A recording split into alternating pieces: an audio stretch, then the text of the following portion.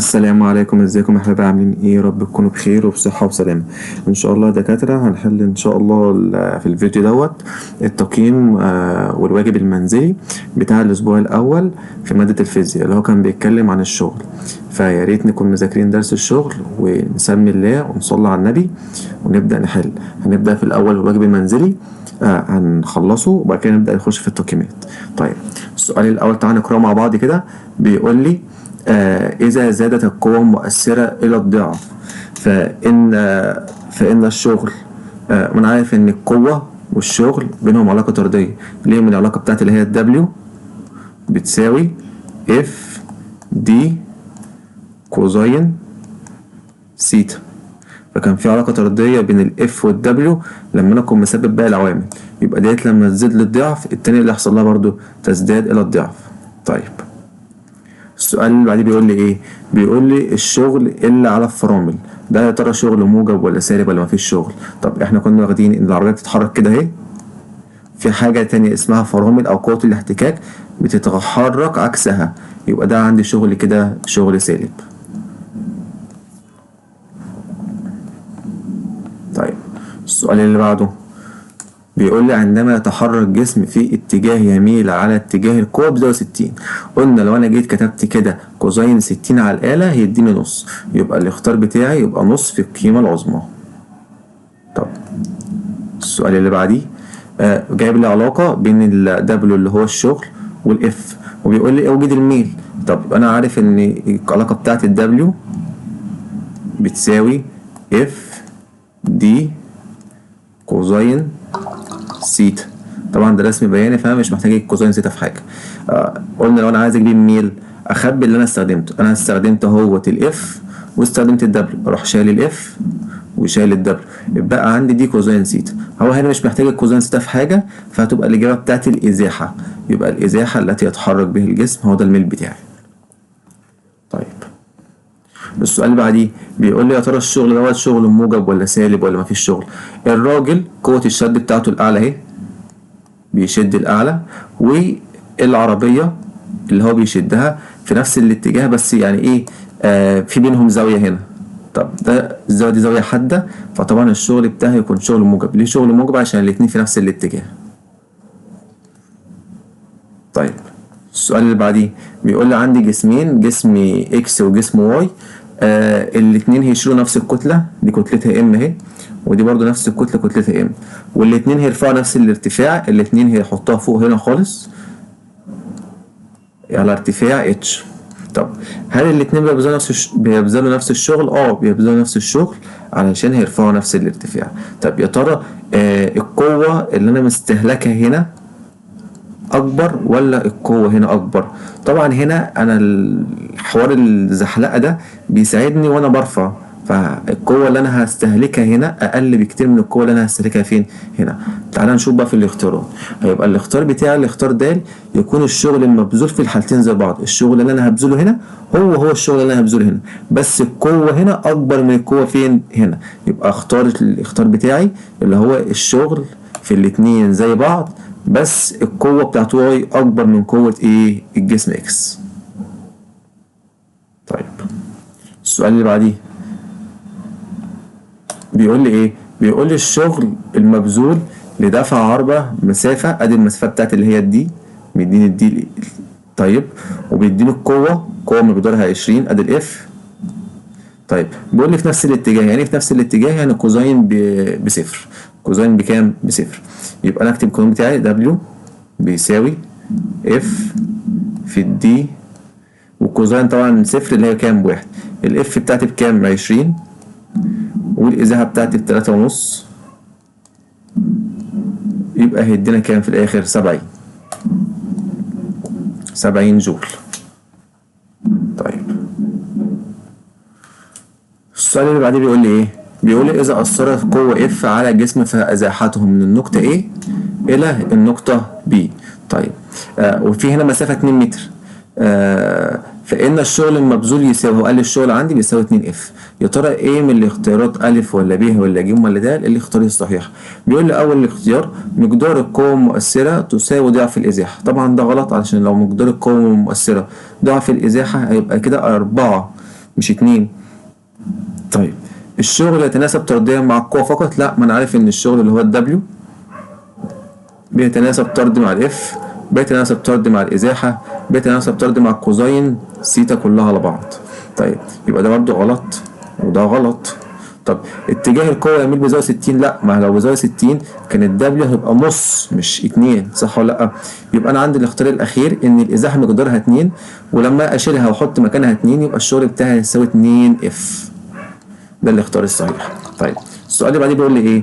بيقول لي اذا اثرت قوة مقدارها 100 نيوتن، ادي عندي القوة بتاعي الاف بتاعتي 100 نيوتن على جسم فحركته ازاحة مقدارها دي كده الدي بتاعتي 2.5 متر، فان القوة، بص بقى، قوة عمودي، اعرف ان القوة عمودي يبقى مفيش عندي شغل، بيبقى من غير ما اكمل كده اروح اختار الصفر. ليه؟ علشان القوة عمودي انا عارف لما تبقى القوة عمودي يبقى الاختيار بتاعي كام؟ ان مفيش جسم يبذل الشغل، عشان انا عارف ان العمود ده اللي هي زاوية 90 درجة، ولما اجي اعوض عن كوزين 90 بتديني في الاخر بصفر، يبقى الشغل برضه هو كمان بصفر. بيقول لي اذا اثرت قوة مقدارها 100 نيوتن ادي الاف بتاعتي، فحركت الجسم مقدار 5 ادي الازاحة بتاعتي، وعملت علاقة بين الدبليو وبين الثيتا. بيقول لي احسب الشغل عند، او احسب الزاوية عند النقطة دي. طب هي دي مش موجودة بس هو كان قصده بي، يعني دي المفروض تبقى بي. طب تعالى نشوف عند النقطة بي ده هل كان في شغل؟ لا، الشغل كان بصفر اهو. طب امتى الشغل يكون بصفر؟ لما تكون الزاوية بكام؟ ب 90 درجة لسه واخدينها فوق، لما تبقى زاوية قائمة اللي هي كام؟ 90 درجة. طيب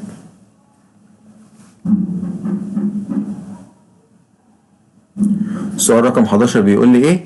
بيقول لي عندي دراجة نارية كتلتها ادي الام بتاعتي تتحرك في خط مستقيم، فاذا كانت القوة المؤثرة يبقى ده الاف بتاعتي، وخلي بالك دي اسمها قوة مؤثرة مش المحصلة بتاعتي. بص بقى دي حتة مهمة جدا، بيقول لي وكانت قوة الاحتكاك مقدارها 100 نيوتن لكل 100 كيلو جرام. طب انا عندي كام كيلو جرام اصلا الجسم؟ 200، يبقى انا عندي قوة الاحتكاك كام؟ هو بيقول لي 100 لكل 100، يبقى انا عندي هو 200 كيلو، يبقى انا عندي كام قوة احتكاك؟ 200 نيوتن. يبقى قوة الاحتكاك بتاعتي اكتبها على جنب اهو، اف احتكاك بيساوي 200 نيوتن.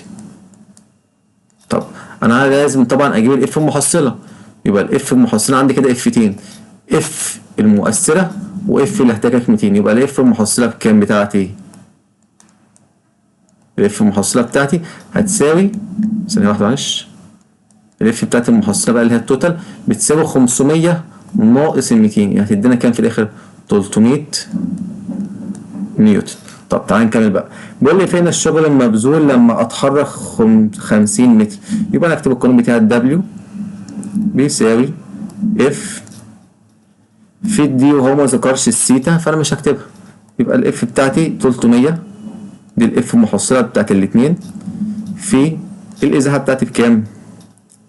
ب50 متر، يبقى هدينا طبعا لما اضربهم في بعض بالاختيار ب. طيب نركز في السؤال اللي جاي عشان سؤال مهم. بيقول لي ايه؟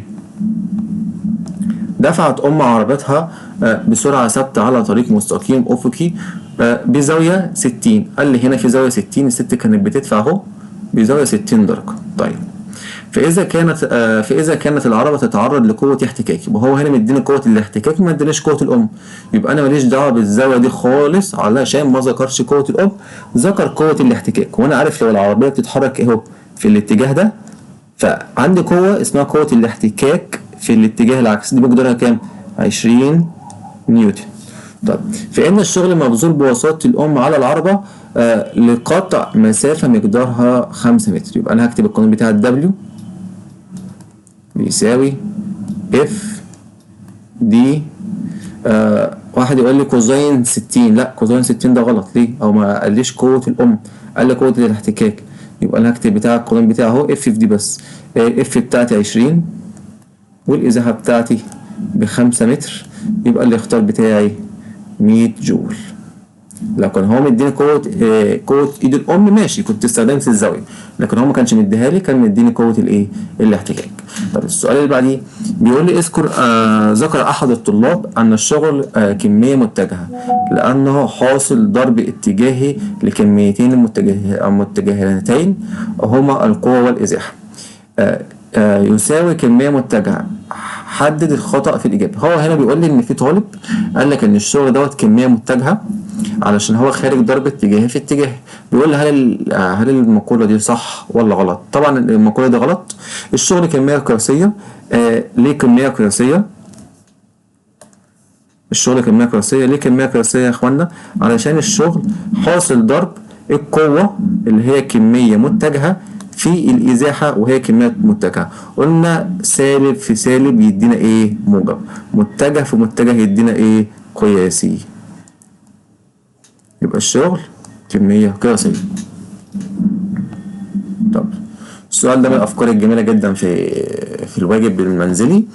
بيقول لي عامل يحمل صندوق كتلته، يبقى ده كتلة الصندوق بتاعي 40 كيلو جرام، يتحرك مسافة أفقية أو اتحرك في حركتين. مسافة أفقية كده مرة ومرة تانية طلع على السلم. المسافة الأفقية اتحرك 15 متر وطلع على السلم كان طوله كام؟ 20 متر.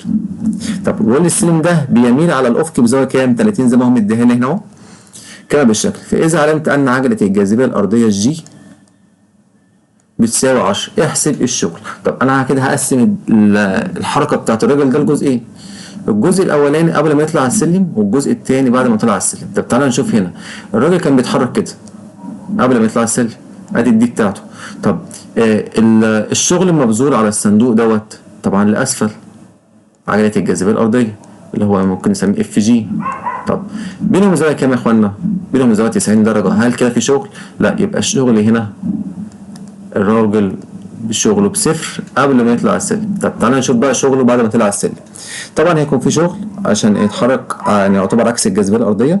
فانا هكتب ان الدبليو بتساوي اف دي كوزين سيتا. طيب الاف بتاعتي هو بكام؟ مش مديها لي بس هو مديني ايه؟ مديني كتله هنا 40 وعجله. يبقى الاف بتاعتي ب 400 لما اضربهم في بعض، كتله في عجله 400 في الازاحه بتاعتي. طبعا ماليش دعوه باللي هو مشي قبل ده، لا ليه دعوه بالسلم بس. السلم كان مديهولي كام؟ كان مديهولي 20 اهو، واروح كاتب هنا 20. طيب في ناس كتير قوي هتقول لك كوزين 30. لا هي مش كوزين 30. تعالى نشوف حركه الراجل. ادي هنا كوزين 30 ده مع الافقي. طبعا الراجل بيتحرك لاعلى صح؟ يبقى المتممه بتاعتها بكام؟ اللي هو 30 ناقص معلش 90 ناقص 30 هتدينا كام؟ 60. يبقى كوزين 60. لما يجي نسأل الكلام دوت 400 في 20 في كوزين 60 هيدينا 4000 جول. طيب السؤال اللي بعديه بيقول لي ونش يسحب سيارة مخالفة على الطريق أفقيا إزاحة مقدارها 1 كيلو جرام. يبقى ده أنا كده لازم أحول، يعني ما بستخدمش انا الكيلو جرام، بستخدم معلش ما بستخدمش الكيلومتر، بستخدم المتر. يبقى انا كده عندي الازاحه 1000 متر باستخدام حبل كما بالشكل. فيبذل شغلا على السياره بواسطه قوه الشد مقداره. يبقى الشغل بتاعي عباره عن كام؟ عباره عن 2.5 في 10 أس 5 جول. احسب قوه الشد. يبقى انا هكتب القانون بتاعي الدبليو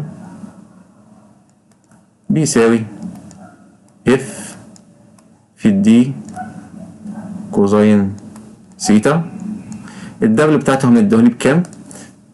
مديهولي ب 2.5 في 10 أس 5. الكلام ده بيساوي الاف دوت المجهول بتاعي اللي هو عايزه. بيقول لي احسب قوة الشد، روح كاتبه زي ما هو اهو في الازاحه بتاعتي. طبعا انا مش هكتب ال1 كيلو متر، لا انا هكتب 1000 متر في كوزين 60 اللي هو مديهالي. اكتب الكلام ده على كله على الآلة كده واشوف الاف بتطلع في الاخر ايه بكام. خليها بسولف او هقسم على اللي مع الاف. طيب نبدأ نخش ان شاء الله بقى في تقييم الاسبوع. نحل عندنا 3 امتحانات نموذج A وB وC، نحلهم كده واحد واحد ونصلي على النبي ونبدأ حل. طب الشغل الأول على فكرة السؤال دوت يعني كان في ناس كتير حل غلط. بيقول لي الراجل ده بيسحب الكتلة دي. طيب بيقول لي يا ترى ده شغل موجب ولا سالب؟ انا هبص على حاجة، ببص لما اجي اعرف الشغل ده موجب ولا سالب ولا مفيش شغل، ببص على اتجاه القوة واتجاه الحركة. اتجاه حركة الحبل ناحية الراجل، ادي كده الدي. طب الراجل يا ترى بيشد الحبل ولا بيشد الكتله؟ لا بيشد الحبل، يعني قوه شد صح. طب قوه الشد بتبقى ناحيتي، يبقى برضو الاف هنا، يبقى الاتنين في نفس الاتجاه، يبقى الشغل ده شغل ايه؟ موجب. في ناس كتير قالت لك لا دي هنا في الزاويه 90 يبقى ما فيش شغل. لا طبعا، هو الراجل بيشد الحبل، فطبعا ده شغل موجب. طيب السؤال اللي بعديه بيقول لي أي الأشكال البيانية التالية يمثل علاقة بين الشغل المبذول اللي هو W على جسم بواسطة قوة ثابتة تؤثر عليه بزاوية سيتا. قلنا لما بجيب علاقة بين الW والسيتا على طول دي اسمها علاقة جايبية أو زاوية، وبتبقى بتبدأ من فوق، فهختار الاختيار د عشان طبعا كوزين. طيب السؤال اللي بعديه بيقول لي يوضح الشكل البياني المقابل، علاقة بين الاف قوة وبين الإزاحة اللي هي الدي. احسب الشغل. قلنا لما يجيب لي الشكل اللي قدامي دوت يكون العلاقة بين الاف والدي، قول احسب الشغل، دي اسمها احسب المساحة اللي تحت الشكل، يعني لازم اجيب المساحة هنا. تمام. طب يبقى هضرب التمانية في الكام؟ في الخمسة، يبقى الشغل بتاعي هيساوي اف في الدي اللي هو هيساوي 8 في 5 اللي هو يساوي 40. طيب السؤال اللي بعديه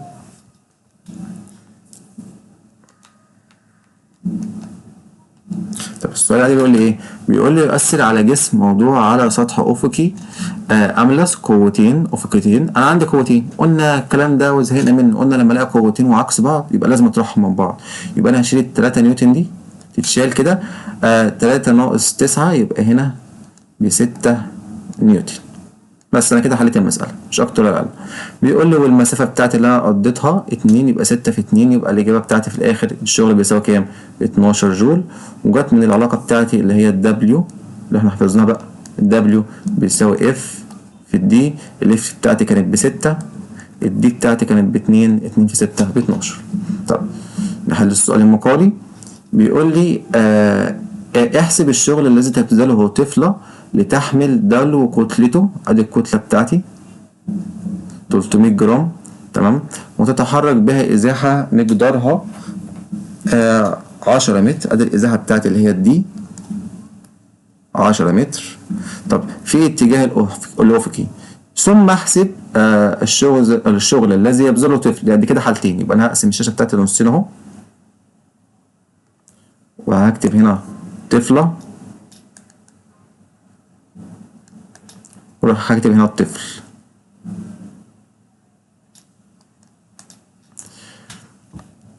طيب بيقول لي عندي شخص برضو اللي هو الولد دوت حمل نفس الدلو اللي هو نفس الكتلة يعتبر، ازاحة مقدارها قد ايه؟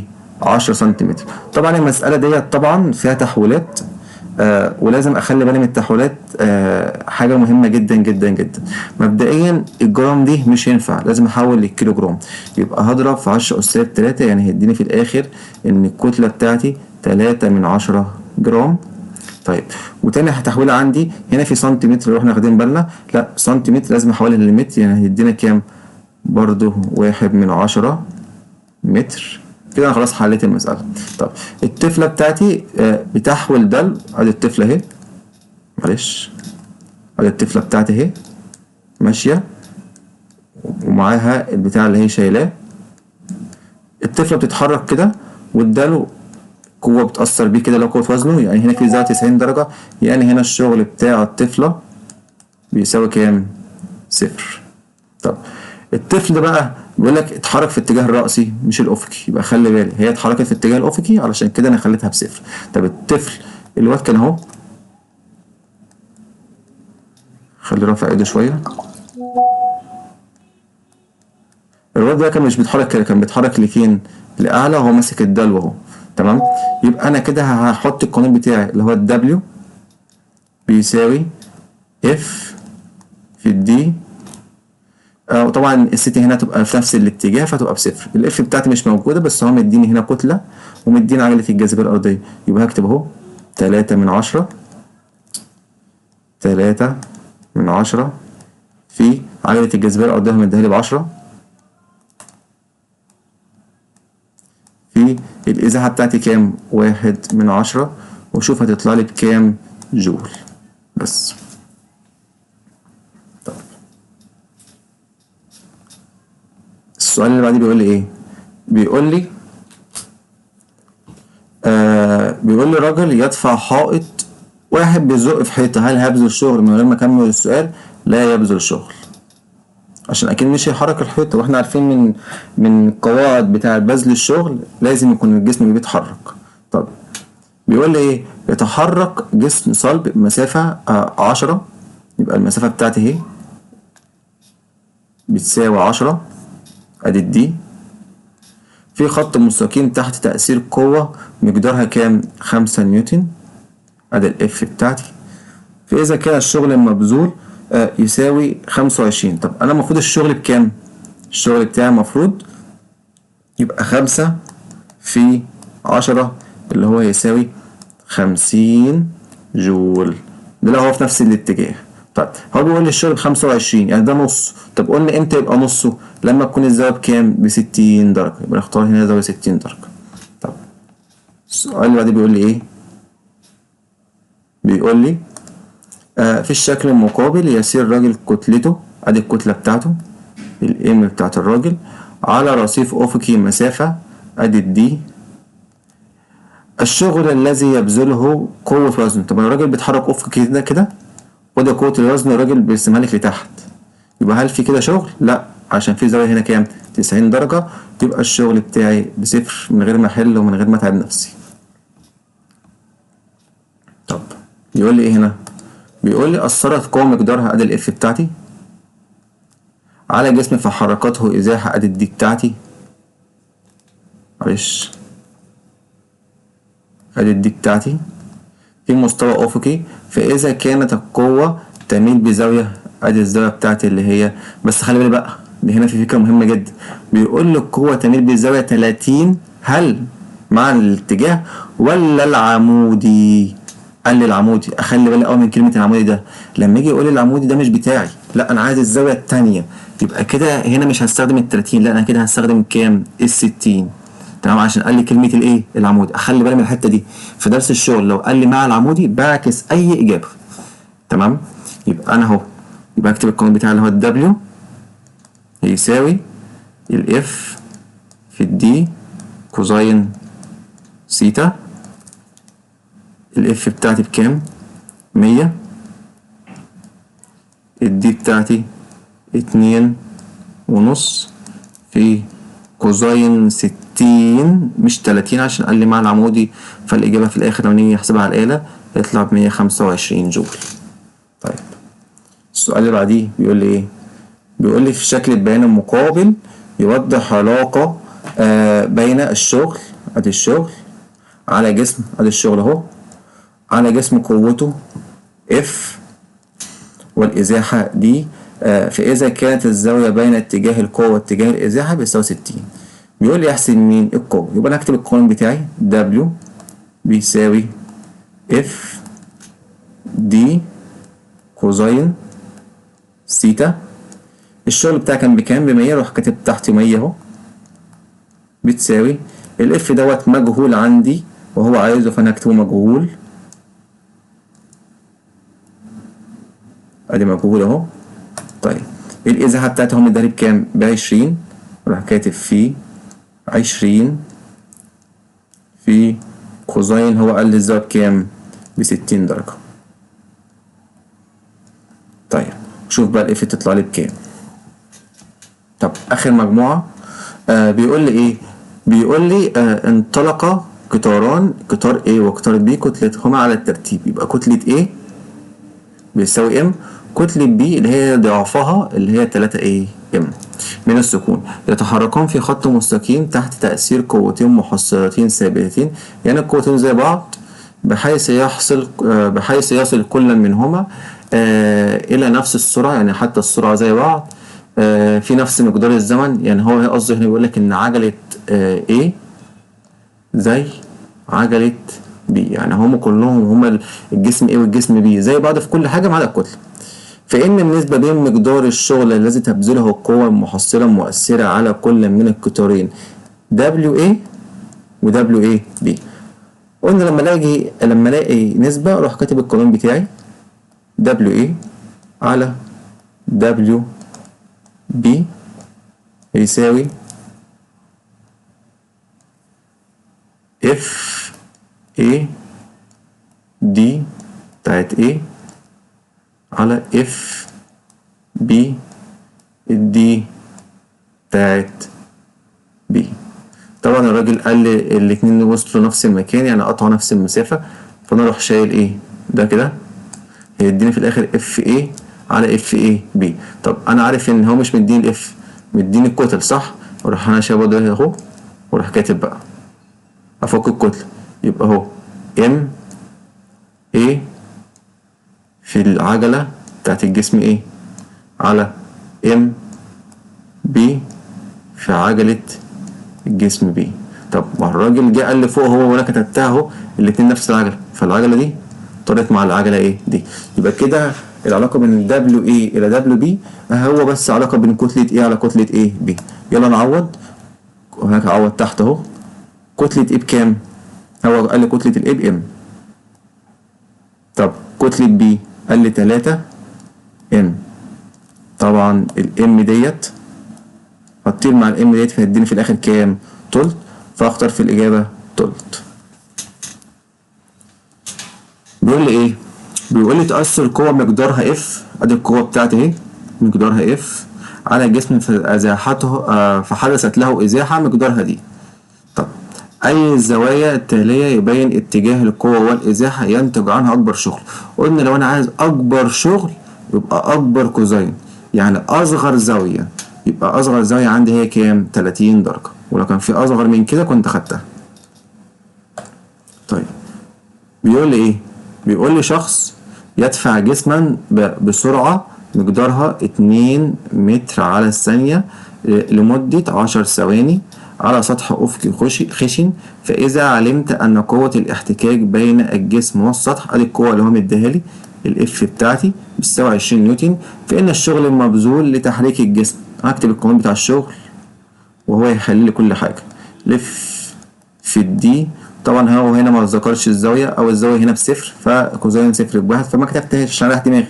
طب الاف بتاعتي ب20، طب الدي بتاعتي يا ترى بكام؟ ما هو مديهاليش بس هو مديني السرعة والزمن. طب ما انا عارف ان السرعة كانت بتساوي مسافة او الازاحة على الزمن، يعني لو انا عايز اجيب الدي اللي هي ازاحة الجسم يعني هتساوي السرعة في زمن اللي هي هتساوي كام؟ 2 في 10 اللي هي هتودينا 20 متر، يبقى هنا 20 في كام؟ في 20 تدينا في الآخر كام؟ 400. طيب السؤال اللي بعديه بيقول لي إيه؟ بيقول لي مثل الشكل البياني المقابل علاقة بين الشغل وكوزين سيتا فعايز يوجد الميل. طب ما احنا قلنا الميل نجاوب اسهل من كده مفيش، اكتب العلاقة واخبي اللي انا استخدمته، فانا كتبت علاقة الشغل اللي هي اف في الدي في كوزين سيتا، واشوف انا استخدمت مين. انا استخدمت الشغل والكوزين سيتا، واروح مخبي الشغل مخبي الكوزين سيتا، فهيطلع لي في الاخر اف في ايه؟ في دي، فاختار من قلب الاجابات اف في دي بس مش اكتر ولا اقل. طيب اخر سؤال بيقول لي ايه بقى؟ بيقول لي عربة حديقة كتلتها، ادي عندي الكتلة 20 كيلو جرام، تتحرك تحت تأثير قوة شد مقدارها، ادي القوة بتاعتي 50 نيوتن، تمام، وتصنع زاوية مقدارها ادي الثيتا بتاعتي 60، فحدثت ازاحة مقدارها 4 متر. يحسب الشغل، يبقى قانون مباشر مفيهوش اي حاجة، الدبل بيساوي الاف في الدي كوزين سيتا. الاف بتاعتي هو مديهالي بكام؟ 50 في الإزاحة بتاعتي بكام؟ 4 في كوزين 60. 50 في 4 ب200 كوزين 60 يبقى هيدينا في الآخر كام؟ 100 جول. واحد يجي يقول لي مثلا طب هو اللي اداني كتله، عادي بيرخم عليا مش اكتر ولا اقل. بس الحمد لله احنا خلاص خلصنا حل التقييم الاول وحل الواجب المنزلي بتاع درس الشغل. ان شاء الله انتظرونا في فيديو جديد علشان هننزل لكم ان شاء الله التقييم التاني والتالت مع بعض. هنحل طاقة الحركة وطاقة الوضع وقانون بقاء الطاقة الميكانيكية. يا رب يكون الفيديو سريع وخفيف عليكم وتكونوا فهمتوا كله، وربنا يوفقكم واشوفكم على خير بإذن الله. السلام عليكم ورحمة الله وبركاته.